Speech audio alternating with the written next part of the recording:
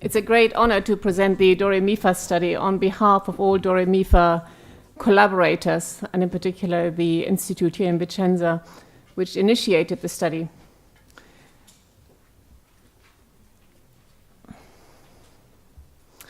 As you may know, the DoReMiFa study was a follow-up study from the DoReMi study, a study led by Professor Ronco.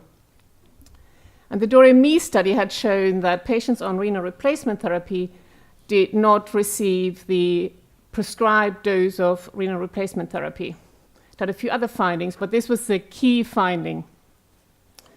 So one of the objectives of the DoReMiFa study was to look at dose in patients on renal replacement therapy again.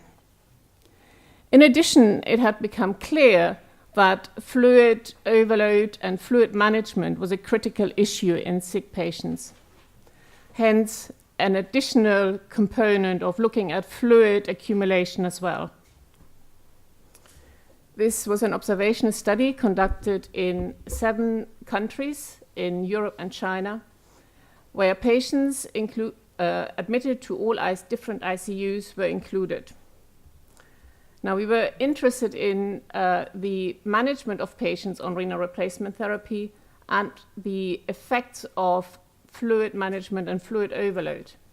Hence, we only looked at patients who were anticipated to stay in the ICU for at least 48 hours. Patients on chronic dialysis and patients requiring ECMO were excluded, and so were patients who were only admitted for post-op monitoring. As I've already said, 7 countries took part, and in fact we had 22 active ICUs in these 7 countries. Here are is the total cohort. 1,752 patients took part and were enrolled following consent for this observation study. We focused predominantly on the patients who had renal replacement therapy, and as you can see, this came to a 12.5% of the total group. When we looked at their practice of renal replacement therapy, as you can see here, the majority of patients, i.e. 2/3, had their first session of renal replacement therapy with a femoral line.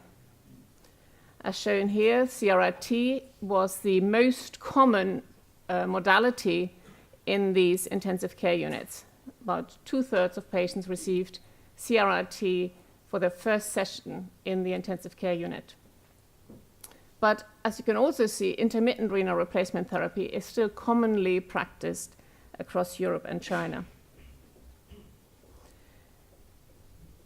Before looking at dose, we obviously looked at the filter patency, and as you can see here, in red you have the number of patients with the associated filter life in blue. And as clearly shown here, filter patency was much better with citrate.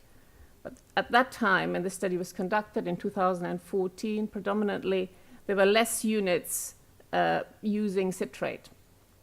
But there was already a clear sign that patients on anticoagulated with citrate had longer filter patency and longer filter life.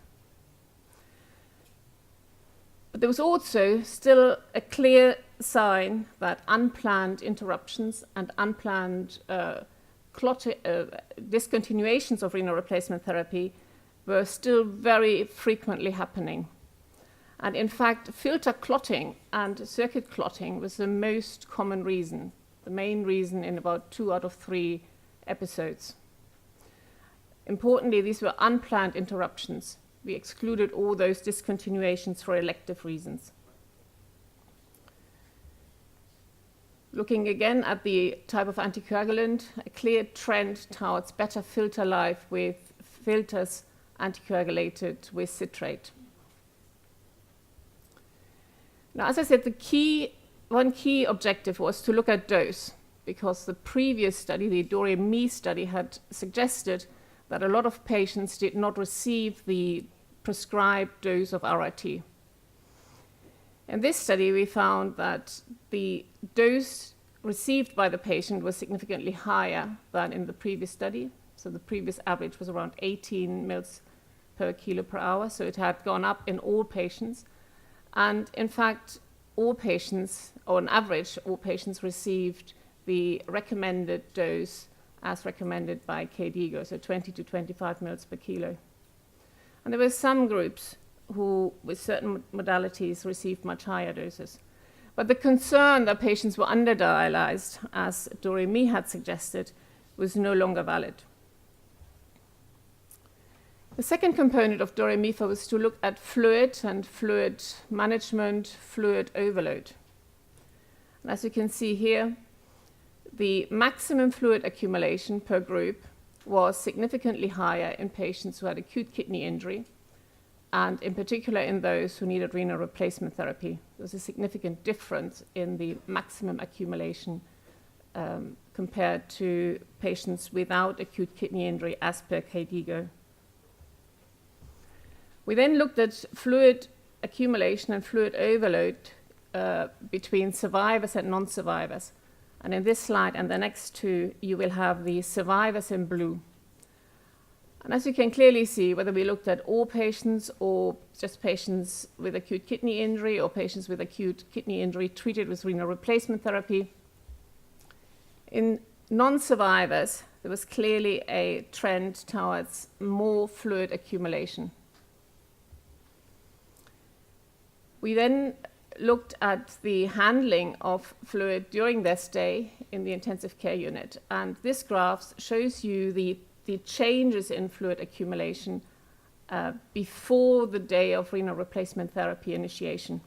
And as you can clearly see, in the 4 days prior to starting somebody on renal replacement therapy, in the majority of patients, there is a tendency towards fluid accumulation by around 3% of body weight. Obviously, with CRRT, we have the ability to remove fluid, and this happened in the majority of patients. But the reason I show this graph is mainly because we found that it takes much longer to remove fluid than fluid can build up. And I think most of us probably find this reflects clinical practice. So patients can become swollen extremely fast, and when we try to take it off with whatever means, diuretics or RRT, then it is much harder. We then looked at fluid balance in more detail in patients on renal replacement therapy. And as you can see here, at the time when patients who subsequently were treated with acute kidney injury were treated with renal replacement therapy, on the day when they were diagnosed with acute kidney injury, there was already a trend towards fluid accumulation in patients who didn't survive. So these are the people in green here. And on the day of maximum fluid overload, a clear signal again towards more accumulation in patients who subsequently died. But even on the day when renal replacement therapy was discontinued, patients who later died had been left with more fluid overload. And I think that's, again, a key important message.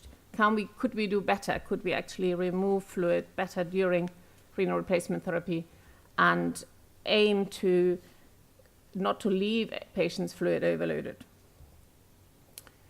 Finally, we performed a multivariable analysis and looked at the impact of fluid overload as defined by an increase in body weight in percent.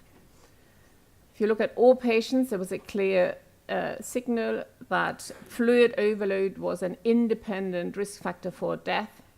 This is not a new finding, but at the time when we looked at it, there was less literature available in the literature. This was controlled for the usual chronic risk factors and severity of illness. We also looked at patients with acute kidney injury in more detail. These were patients with all types of acute kidney injury, either on admission or during their stay in the ICU. And again, the same signal.